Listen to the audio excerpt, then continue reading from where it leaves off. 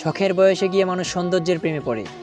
যেখানে মানুষ শরীর খোঁজে, সেখানে শখের বয়সে গিয়ে আমি এক বিবাহিত নারীর মায়ায় পড়েছি। আমাদের সম্পর্কটা ছিল 3 বছরের। সম্পর্কটা বেশ সুন্দর চলছিল। আমি তাকে পাবো না জেনেও ভীষণ ভালোবেসেছি। তাকে অন্য কেউ স্পর্শ করে জেনেও তাকে পাওয়ার তীব্র ইচ্ছা নিয়ে আমি অপেক্ষায় আছি। তার জন্যে আমি সর্বোচ্চ করার চেষ্টা করেছি। সে আমাকে যখন যা বলতো আমি তাই করেছি। সে আমার কাছে যখন যা চাইতো আমি তাকে তাই দিয়েছি। একদিন হঠাৎ করে আমাদের যোগাযোগ বন্ধ হয়ে যায়। আমি খুব অস্থির হয়ে পড়ি। তখন তার খোঁজ নিতে গিয়ে দেখি সে আবারও অন্য পুরুষে আসক্ত হয়েছে। তবে আমি তার জন্য যা করেছি তার স্বামীও হয়তো তার জন্য তা করেনি। এ কষ্ট আমি কাকে দেখাবো?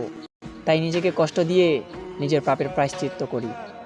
নারী, তুমি একের অধিক পুরুষের ছোঁয়া পেলে কখনোই আর একজনের হয়ে থাকতে পারো না।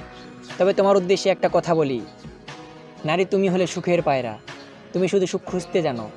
তবে তোমাকে সুখী করতে একটা পুরুষ যে কষ্ট সহ্য করে তুমি তা কখনোই দেখো না।